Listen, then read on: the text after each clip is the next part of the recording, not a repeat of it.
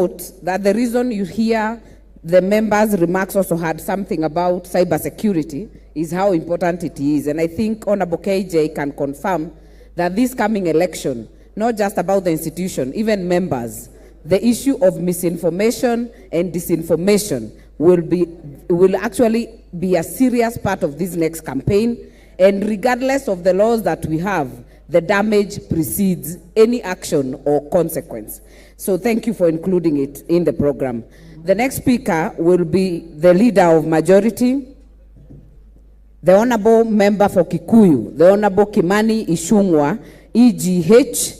Can we have a round of applause for Honorable Kimani as he comes to the stage to also make his remarks.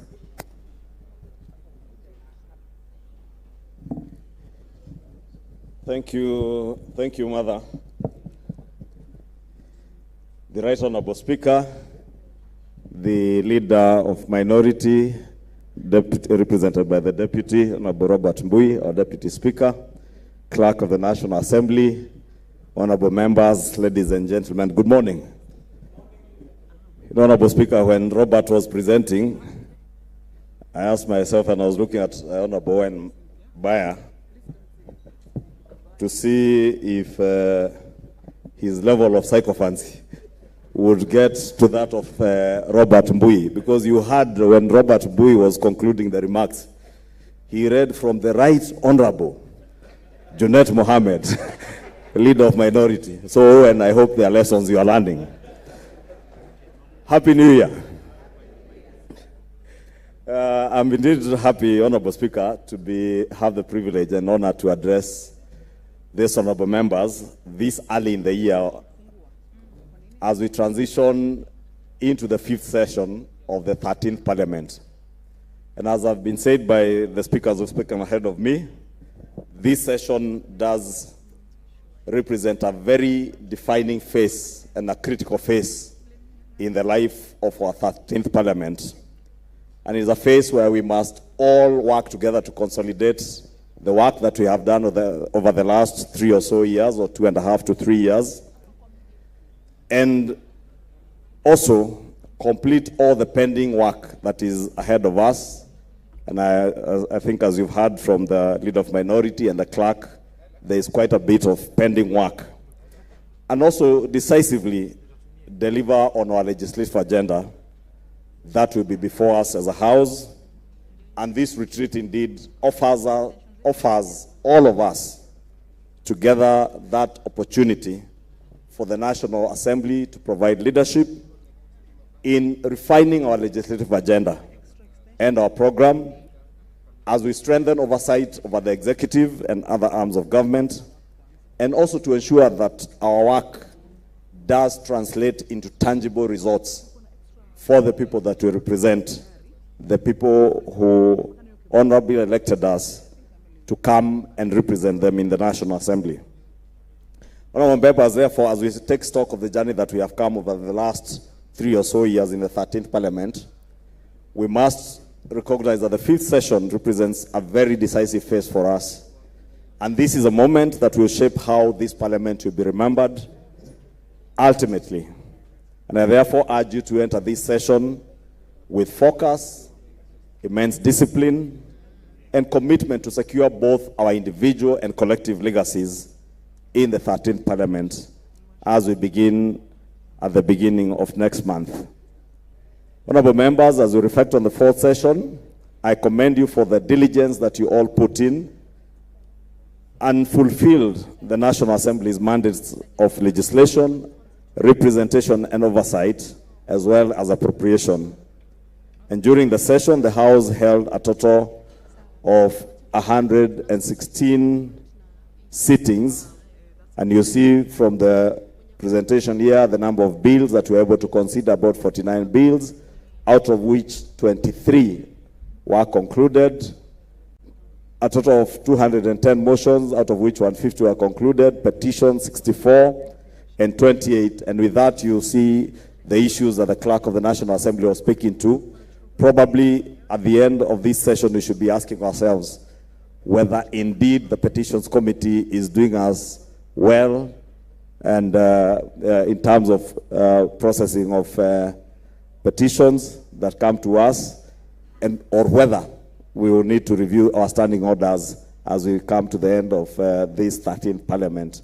Questions, again, with the changes to the standing orders and statements, you see there are quite a number, 130, 76 were answered, and must commend chairs of committees and committees that put in a lot of work to consider many of these questions and statements. But you can see we are still lagging behind on statements. A total of 591 statements and only 191 were concluded. It tells you that we have over 400 statements. Statements requested by yourselves, many of them on behalf of your members, and 400 of them are still pending before committees. Honorable Speaker, you will remember that we have engaged on this in the House Business Committee, that these 400 statements that are still pending, many of them, chairs and vice chairs of committees tell us the answer will be coming in how long? 2 weeks. So 2 weeks has become a customary response for any chair of a committee. But how often do we follow up to make sure that within those 2 weeks, we deliver on those statements? Because if we did, we would not have 400 of them pending.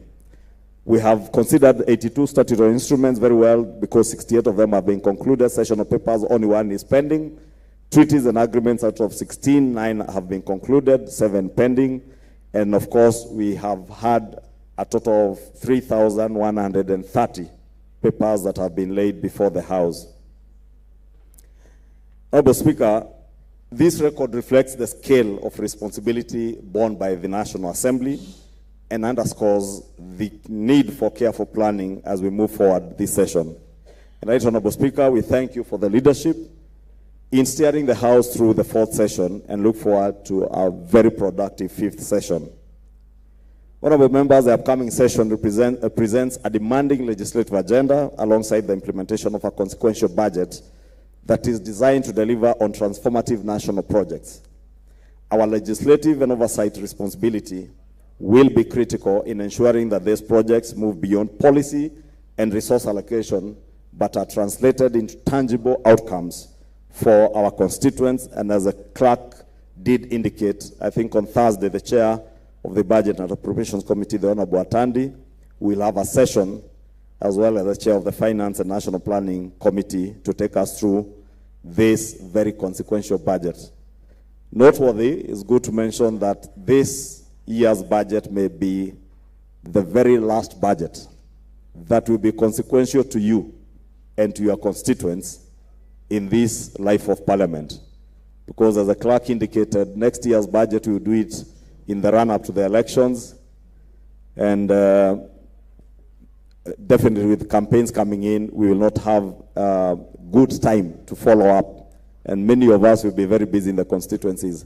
Therefore, this is the time to engage constructively and meaningfully, including the Honorable Mpuru Aburi and the Honorable Wamudende, who is newly elected, the Honorable Ndakwa. This budget will be the most consequential for your constituents. Therefore, I want to invite you to also make sure that when the Honorable Atandi is presenting, you are present. Honorable Speaker, some priority business for the 5th session includes consideration of the field development plan and product sharing contracts for Block T6 and T7 in South Lokicha, based in Turkana County. We also have the session of paper number 3 of 2025 on partial divestiture in Safaricom PLC by the government of Kenya.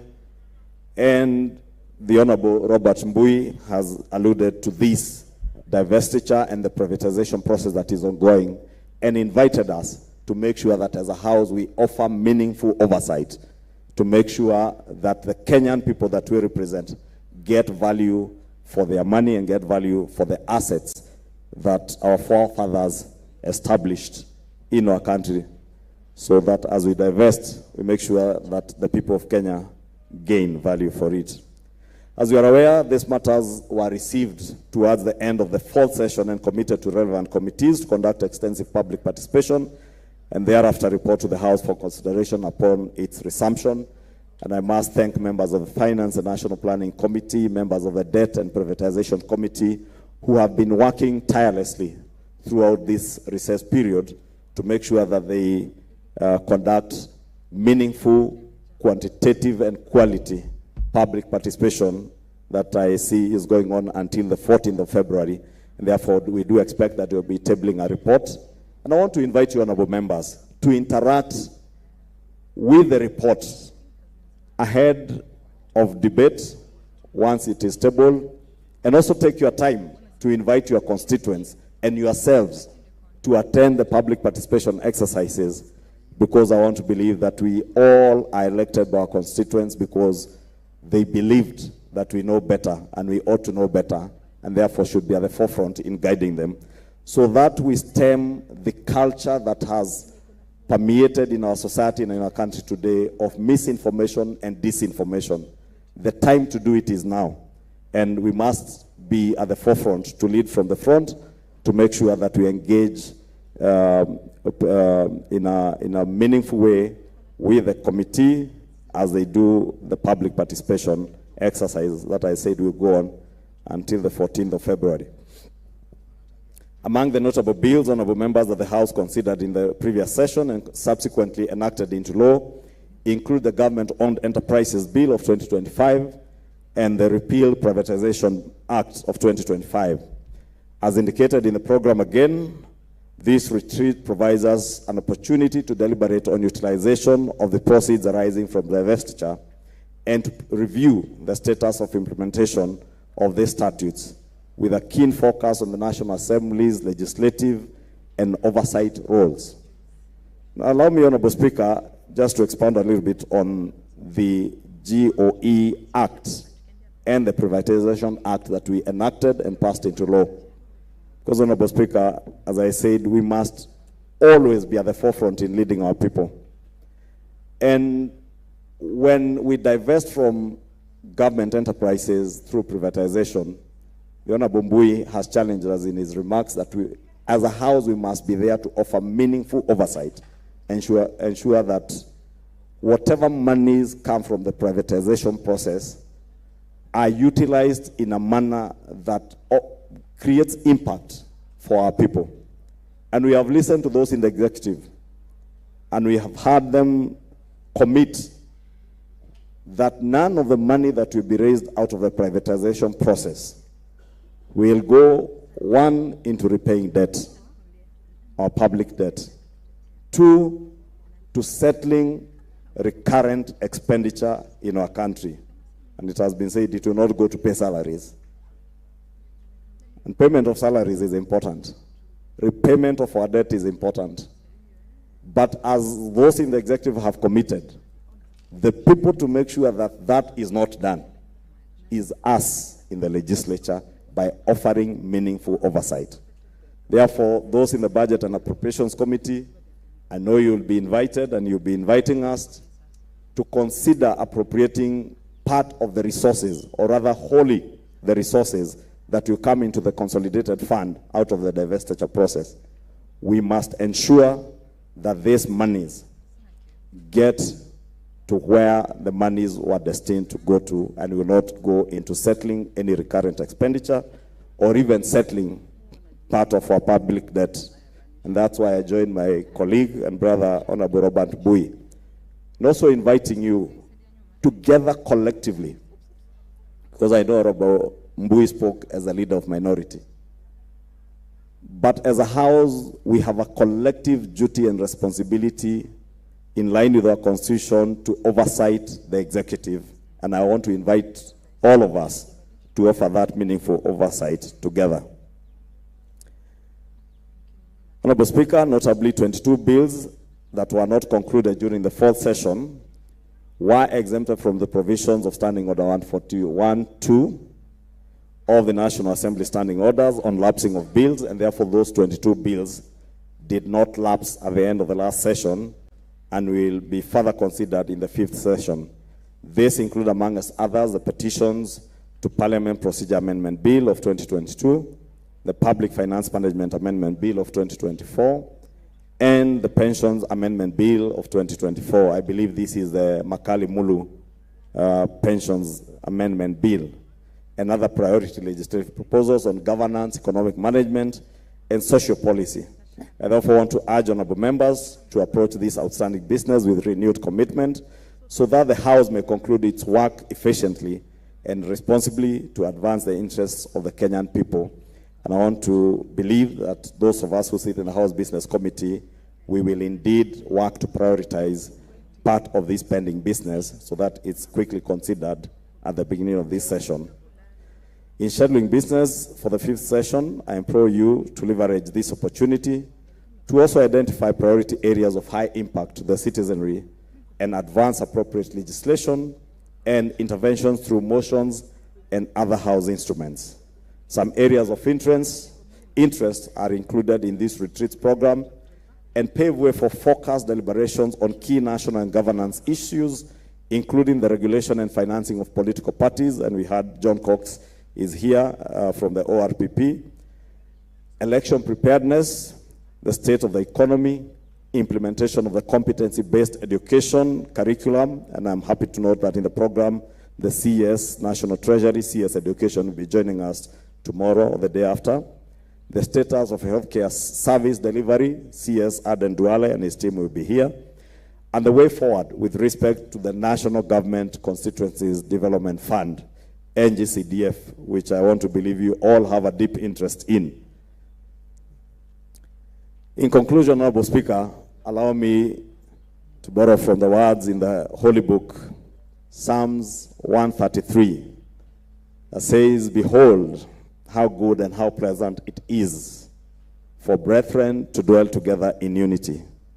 And allow me to reiterate the power of collective intelligence, that when diverse voices are heard, independent judgment is respected, and decisions are anchored in the common good, institutions inevitably make wiser and more enduring choices.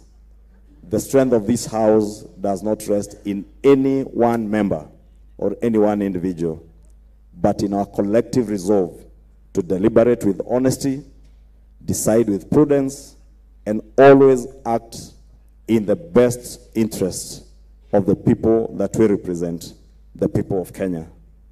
Honorable members, this retreat therefore presents a timely platform for reflection, candid engagement, and consensus building on critical matters of concern to the Kenyan people. Let us approach this task with purpose and a shared commitment to the mandate entrusted to us by the people. And I wish you all very fruitful deliberations, and thank you for lending me your ears.